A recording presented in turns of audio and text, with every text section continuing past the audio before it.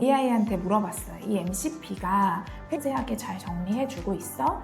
했더니 도메인 4가지, IFRS, 갭, 오딧, 내부회계 관리 제도까지, 요친 사례, 결론 도출 근거, 그리고 소수 의견까지 잘 정리가 되어 있다. 결론적으로는 AI가 답변을 해야 되는지에 대한 상세한 논증까지 자료센터 임대차에 대한 MD 파일과 엑셀 파일을 만들어줬습니다.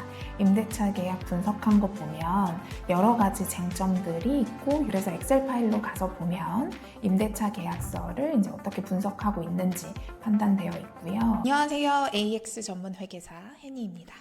오늘은 세법검토 에이전트에 이어서 재무팀의 중요한 업무 기준이 되는 회계기준 검토를 AI를 활용해서 제대로 하는 법을 알려드립니다. 오늘 회계검토는 기본적으로 회계기준서와 실무해설 지침들을 전문가가 검토하는 방법으로 잘 설계한 이재현 회계사님의 회계위키를 활용해 볼게요. 특히 재무팀에서는 전문가 수준으로 다양한 계약서, 거래 구조에 대해서 빠르게 회계 처리하는 방법을 검토하고 또 재무적인 영향까지 확인해 볼 수 있는 AI 활용법이 될 것 같습니다.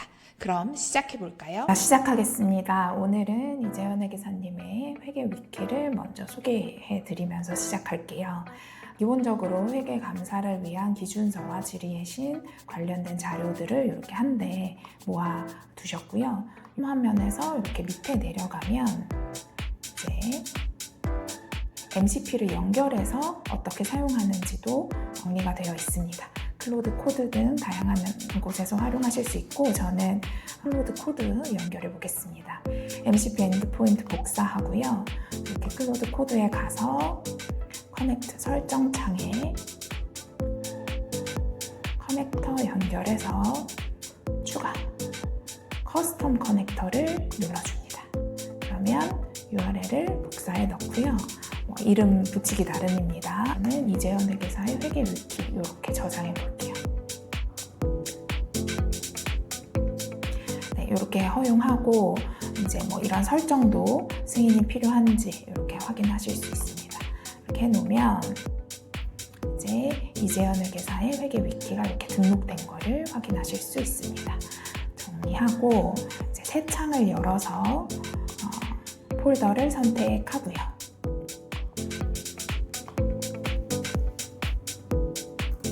회계 위키 MCP 연결되어 있어? 이렇게 물어볼게요. 그러면 MCP가 연결되어 있는지 체크한 다음에 이제 다양한 활용을 해볼 텐데요. MCP를 연결했을 때와 일반 AI를 그냥 채수로 이용했을 때, 일반 리서치를 했을 때 어떻게 다른지, 일반적으로 LLM을 사용했을 때 두 개의 공통적으로 이 문제의 회계적인 쟁점이 무엇인지는 둘 다 정확하게 짚어줄 수 있습니다. 거기에서 더 나아가서 이제 이렇게 회계적으로 처리해야 된다는 것을 판단한 근거가 뭐냐 했을 때 IFRS를 포함한 회계 처리 기준 정본 자체를 문단의 원문을 인용하느냐, 아니면 리서치를 통해서 할루지네이션이 있어도 검증을 할 수 없느냐, 그리고 감리 지적 사례나 질의회신 같은 더 다양한 원천 소스를 활용할 수 있느냐 없느냐. 그래서 최종적으로는 내가 검증할 수 있는 방식으로 원문의 정본을 활용해서 감리 지적 사례 같은 다양한 소스까지 포함해서 답을 결론을 내릴 수 있느냐 없느냐의 차이가 있습니다. 그래서 이 LLM을 그냥 사용했을 때와 MCP를 연결했을 때는 정확도 측면에서 확실히 차이가 있다. 더불어서 AI한테 물어봤어요. 이 MCP가 회계 처리 기준을 어떻게 해석해야 하는지도 상세하게 잘 정리해주고 있어? 했더니 도메인 4가지, IFRS, 갭, 오딧, 내부회계 관리 제도까지 이렇게 정리되어 있는데, 이거의 계층이 아주 디테일하게 본문뿐만 아니라 지침 사례, 결론 도출 근거, 그리고 소수 의견까지 잘 정리가 되어 있다. 결론적으로는 해석의 재료가 잘 정리되어 있고, 그런 취지에서 AI가 답변을 할 때 어떤 기준에서 그 AI가 답변을 해야 되는지에 대한 상세한 논증까지 잘 정리되어 있는 리소스다 라고 말해주네요. 이런 퀄리티 높은 MCP들을 저희가 잘 선별해가지고 업무 단위별로 세무면 세무, 회계면 회계 또 정리해 놓으면 그동안 할 수 있는 업무의 범위도 훨씬 넓어진다고 할 수 있겠습니다. 자, 그럼 MCP를 연결해 놓고 실제로 어떻게 활용하는지 제가 한번 하나씩 보여드려 볼게요. 먼저 계약서를 2가지 준비했는데 매출 계약서로서 저희는 이제 세진테크라는 장비 업체입니다. 장비 업체로서 매출 인식을 어떻게 해야 되는지 이렇게 계약서를 검토하고 회계 처리를 어떻게 반영할지 정리해 달라고 요청했습니다.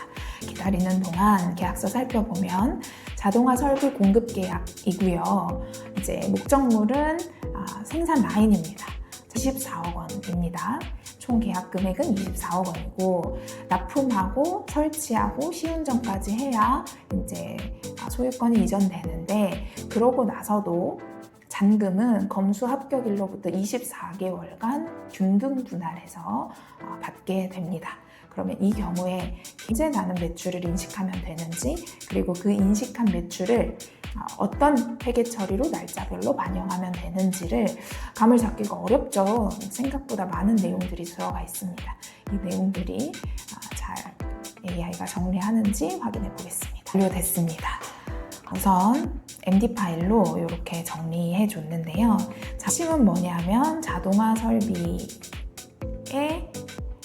설비의 이행 자체를 언제로 볼 것인가 그리고 구분되는 연장 보증 용역을 어떻게 이제 인식할 것인가 24개월간 정액으로 받게 되는데 실계약 금액 중에서 이제 할부로 받는 금액은 현재 가치 할인 자금 인식해줘야 되는 것 2개의 계약으로 나누어 봤을 때 인식해야 되는 금액이 다르다. 그래서 처음에 계약금 받았을 때 매출을 인식하면 안 되고 최종적으로 설치 완료했을 때 검수 합격까지 완료됐을 때 매출이 인식된다는 측면이 일단 가장 중요하겠죠.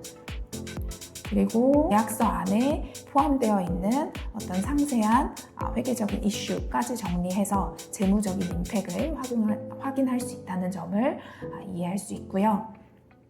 엑셀 파일도 만들어줬습니다. 엑셀 파일 가서 보면 공급 계약의 전반적인 내용들이 정리되어 있고 이제 가정과 스케줄 들어가 있고 그리고 이제 잔금 삼각표 이런 것도 회수액에 따라서 나와 있습니다. 그래서 분계장은 일자별로 최초 계약 체결했을 때, 납품했을 때, 그리고 완수 합격이 완료됐을 때 해서 이렇게 정리되어 있는 것을 확인할 수 있습니다. 대단하죠? 사실 저한테 이거 하라고 했으면 그래도 몇 시간 꽤 걸렸을 것 같은데 이렇게 잘 정리해서 이제 검증해보고 처리하면 될 것 같습니다. 두 번째, 이용 사이드에서도 다시 한번 확인해 보겠습니다. 마찬가지로 또 이렇게 요청해 보겠습니다. 계약서 같이 보겠습니다. 물류센터 임대차 계약이고요. 임대차 목적물이 이제 물류센터여서 여기에 5년간 임대하고 갱신도 할 수 있도록 되어 있습니다. 임대료는 올해 1억 2천만 원이고요. 그다음에 최초 3개월 임대료는 면제합니다. 그리고 매년 3개월씩 인상될 수 있고 보증금은 5억 원이고요. 그다음에 관리비가 별도로 있고요. 시설 투자가 필요할 것으로 생각되고 요거는 동의하에 가능하고 연간 30억 정도 규모라고 합니다. 원상회복 의무도 있다고 하네요. 그 규모는 3, 4억 정도로 예상되어 있다고 합니다. 이런 원상회복까지의 범위도 어느 정도 정해져서 이렇게 계약서가 작성되어 있습니다. 저희가 이제 임대차 계약과 관련해서 원상회복 보증 의무도 있고 그다음에 임대차 계약 안에서 또 발생하는 다양한 이용 인식의 기준들이 있는데 생각만 해도 약간 복잡한 어떤 주요 항목들이 떠오릅니다. 그런 것들을 이제 MCP를 활용해서 잘 분석하는지 한번 보겠습니다. 마찬가지로 물류센터 임대차에 대한 MD 파일과 엑셀 파일을 만들어줬습니다. 임대차 계약 분석한 거 보면 여러 가지 쟁점들이 있고 이 쟁점들을 잘 이해해야 된다는 면이 나와 있는데요. 일단 일반 기업 회계 기준으로 작성을 요청했습니다. 임대차 계약에 대해서 금융리스, 은융리스 판단을 하는 것이 중요하다는 거고, 그 다음에 갱신할 때 그래서 리스 총 기간을 5년으로 볼 것인가 10년으로 볼 것인가 이 부분도 중요하고요. 그리고 최초 리스 프리와 연 3% 인상을 가정해서 전기간에 대한 정액 배분하는 것도 사실 놓치기 쉬운 부분이죠. 그다음에 원상 회복 의무에 대한 것, 이런 것들이 다 이제 고려되고 있다라는 거고, 그래서 엑셀 파일로 가서 보면 임대차 계약서를 이제 어떻게 분석하고 있는지 판단되어 있고요. 인상분과 최초 렌트 프리 기간을 고려했을 때 월 정액 임차료를 재계산해주는 내용이고, 요증금에 대한 이자 수익 이런 부분까지 놓치지 않고 계산한 거 보이고, 그래서 분계장을 보면 이제 일자별로 최초에 계약 체결했을 때 요증금에 대한 현재 가치 인식하는 거 나와 있고요. 인도했을 때, 그리고 자동화 설비를 설치 완료해서 이제 복구 충당 부채를 인식해야 되는 시점, 1회차 임대료를 이렇게 지급하는지, 그리고 관리비에 대한 부가세, 이런 부분이 이제 상세하게 정리가 되어 있습니다. 정리하겠습니다.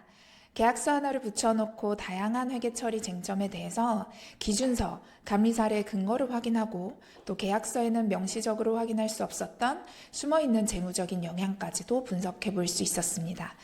물론 AI가 제시한 내용이 정답은 아닙니다. 최종적인 판단은 회사와 감사인의 몫이라는 점을 분명히 인지해야 합니다. 다만 대략적인 쟁점을 빠르게 분석해 볼 수 있고, 또 혹시 놓치는 부분이 없는지도 확인할 수 있다는 점에서 꼭 활용해 보시면 좋을 것 같습니다. 다음에도 재무 전문가들을 위한 유용한 AI 활용 팁들을 준비해 오겠습니다. 지금까지 AX 전문 회계사 헨이었습니다. 감사합니다.